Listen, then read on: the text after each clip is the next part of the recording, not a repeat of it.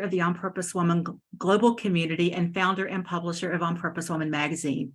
I'm here to share the speaker portion of our Connections Over Coffee gathering of the On Purpose Woman global community. Jean Wright is speaking on You Can Do This, Selling with Confidence. Jean wants all women to know they have a natural ability to excel in the world of sales.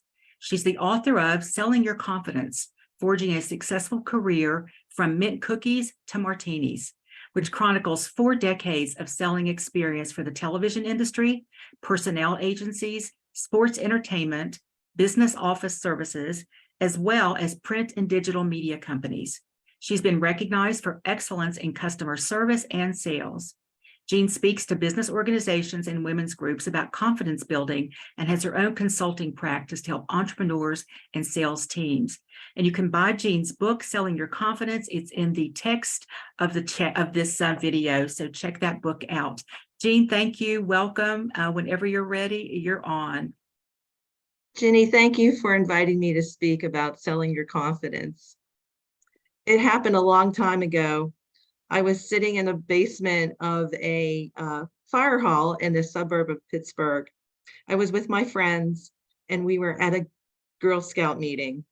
It was one of those days where they were explaining the excitement of starting our cookie sale. And I was getting really hyped because they were telling us that if we sold a lot of cookies, we'd be able to do a lot more things with our troop, like going on camping trips, probably in the rain, or maybe making some crafts for the local nursing home. It was really a great opportunity for us to do more with the funds that we'd raised. So I ran home and I told my parents, I want to do this. I want to sell cookies. And I was just ready for them to sign that permission slip. And they said, well, wait a minute. No, I don't think that's something we want you to do. And I was so shocked and surprised. Why wouldn't I want to do something, let me do something that would support my troop and all of the great activities that we're going to be doing for the year. And plus, I'd be selling something that people really love, Thin Mint cookies. It's just, who doesn't like that?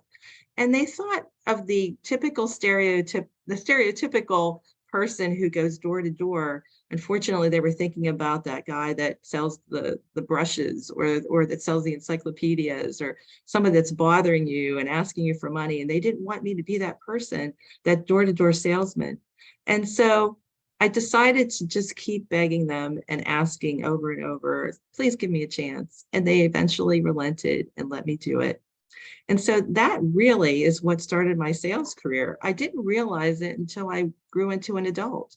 What I was doing was standing in front of people wearing my green uniform and representing my brand and selling something and presenting a product that people did like and they loved to get it every year. And I'd ask them for the money to pay for it. And then I deliver the product and I was getting free sales training. It was really amazing. So I think back as my sales career continued throughout my life, I had all types of different products and services that I sold. But what I didn't realize is that a lot of women didn't share the same confidence feeling that I had whenever I was out there knocking on doors, presenting products. What was it that they didn't understand about sales? And so I thought about, why are we so fearless when we're young? And what happens when we get older? Like, what changes about our confidence as women and when we're in business or in sales? So I was just reading recently a study done by a group called Outreach, and they help sales teams reach their full productivity in sales. And their research found that 37% of females say, yes, I have a lack of confidence in myself and my ideas. And that's just really sad to me. When I was reading things like that and talking to women in groups, I'd go out and speak to a group of women in a business networking group. And I asked them, how many of you, and I know they're all entrepreneurs, how many of you love what you represent or what you have people buy from you? And they just said, oh, we love what we offer. And then when I asked the same group of women, well, are you salespeople? Would you consider yourself a salesperson? And nobody was raising their hand because they had that idea in their heads of the stereotypical used car salesman, or like I said, somebody that comes to your door or phones you and asks you to give them money for something. And a lot of times we think of it as a salesman, and that's not like what a woman feels comfortable doing. They feel like they have to be aggressive. And it's not really a stereotype that sits well with a lot of women as far as being in sales.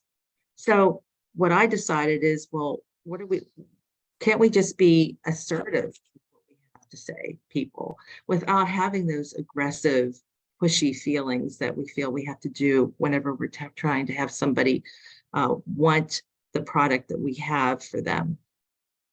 It doesn't have to be a verbal thing to be assertive. You can just show yourself as being confident without even using words. In my book, I write a chapter on presenting the package, how you look and how you feel about yourself and your role that transmits your self-confidence to others. And then speaking of door-to-door salespeople, how about those of us who remember the Avon lady? She'd come to the door looking very pretty.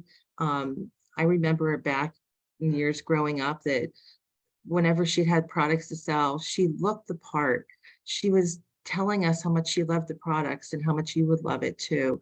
And we felt like, well, we want to buy that because of how she presented herself. So really presenting yourself and having a product that you believe in is going to help you sell better. And you won't be looked upon as that pushy, aggressive salesperson. Even our body language can make a difference. When I had one of my first jobs, I was working in Washington, and I knew how people dress in DC. I had come from another area where people weren't that, it wasn't that important to be dressed up like with a suit back in the day when we had to look very professional or conservative. But I asked my boss, well, what was it about me that impressed you when you met me? And he said, you dressed for success. And looking the part just shows your credibility. You're the expert as soon as you walk out the door. You represent your product well. You can work for a gym, and maybe your dress would be, a workout suit. And as long as it looks nice and presentable and crisp, you're representing your product and you're dressing for your success. The other aspect of looking good is also to get sleep and take care of yourself and make sure you give your proper care so that you look alert and you're happy about what you're doing. And you can't be happy about what you're doing if you're not getting your rest and taking care of yourself. A lot of times women have negative feelings about themselves. In another chapter in my book, Selling Your Confidence, I have had experiences in the multi-level marketing world and a home-based business when I was raising my children. And I would be there presenting a product about how it could help people with their cooking. And at the end of the day, whenever I'd ask somebody, you could probably sell this, you really enjoy these products and like them. And they would say to me, I could never do what you do. And why are you being so negative? You already have told me how much you love the product. You bought the product and you're telling your friends about it. So why don't you consider yourself a person who's an expert in this product, and you would be great at selling it. You have to just get rid of that feeling of negativity of, I can't do this because you do it better. You haven't tried, so you should really give yourself the opportunity to be positive about yourself. And a lot of women sometimes feel like they're not good enough. So you don't have to be aggressive, just be thinking that you're going to be good at what you do because you love what you do. And also, sometimes we feel like we have to be so perfect. So get rid of that idea of perfection and learn from your success and your failures. Don't be saying, I should have said this, or I didn't get the sale and I'm just going to beat myself up about it, instead of saying, well, next time I'll do this differently. And if you think maybe you forgot to include a little detail in your presentation that doesn't really affect the outcome of your sale, maybe you just had something memorized and you thought, oh, I couldn't believe I forgot to say that. Well, no one else knows that you forgot that little detail. if you've come across that you love the product and you just kind of continue on with how important it is for them to have what you have, you don't have to be perfect. Just know that your emotions and your own self-confidence about your product is going to sell. And don't apologize. Like, why am I sorry about everything? You know, I read an article from Forbes magazine that said we should do some mind priming, like write about an occasion when you felt especially powerful or happy or proud about something. And it will definitely make a difference in your attitude when you're having a meeting or a presentation. So, you know, feel good about things and don't feel bad about something that you don't have any control over. So you can do this. Selling is just a part of our everyday life, of presenting ourselves, making friends, talking to people who want something that we have or we think is important to them. If you have the right attitude, you can be assertive without being aggressive. You can show you're the expert because you know the product the best, and say while you're nodding, I know that you will love it. And what's wrong with that? So you've sold yourself and you've sold your product, and people believe in you and they feel like you're being honest and trustworthy and you're the expert. So one of my other parts to my story in selling your confidence is you are that confidence person. I'm reading right from my book, with the knowledge and character attributes who's perceived as a unique package. There's no one like you with the style, presence, knowledge, or honesty that you have, just you and your unique power to win people over. Negative stereotypes are going to fall by the wayside when you create your strong sales relationships. And then you are that selling machine with the skills and expertise that show that what you do during the sales process, you believe in what you're selling, and then you have what it takes to overcome those obstacles. And I'd like to also mention, and this is, as I mentioned, coming from my book, Selling Your Confidence, and the part about the mint cookies, which I said is regarding my Girl Scout career, and also says forging a successful sales career to Martinis. And that's when you get to become an adult. And my experiences have not just been in sales and in business, but also I write about my personal challenges that have come up during my career.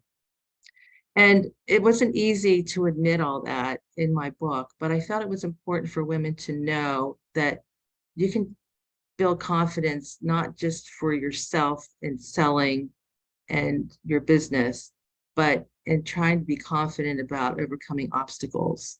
And I am a breast cancer survivor, and I want people to know that you can get through a lot of life's lemons. You just have to learn how to deal with them in your own way and be authentic about yourself. Tell people if you're going through something. I was afraid to say something like, I can't meet with you today because I'm going through treatment. I don't feel good. And if I didn't say it to people, they wouldn't know or have any empathy for me and treat me in a way that would be helpful for me to get through something. So the lemons were what I had to deal with.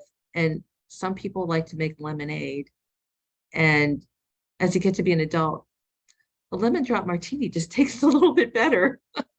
So that's where the martini comes in, like looking for on the horizon for that little gift or the little something that helps you get through a challenge, or getting through those lemons that helps you make something better out of it.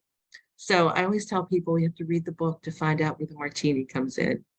That's the little prize as you get through the adulthood challenges in life. So I hope that you feel like that's a story you'd like to read. It's a journey from childhood to adulthood and all the things that you experience from beginning to make your life through, to get through your life in different ways. So my one thing I want to say is you can do this. Thank you, Jean. Thank you so much. And I'd like for everybody to unmute yourselves.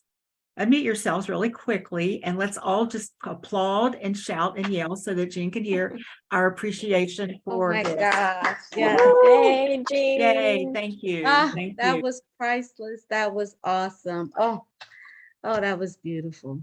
That was so encouraging. Loved it. Loved it. Wow. Thank you. Thank you. And I'm going to wrap up this live, and then we're going to take some questions off camera. So I want to thank everyone who's watching this, either live or the replay. If you'd like to join us for one of these Zoom meetings, head over to my website, which is opwgc.com. That's also in the chat text, the text of the video. And be sure you check out Jean's book. Click on that link also in the text and go check out the book and pick it up if it's a fit for you. Thanks for watching, everyone. That was awesome.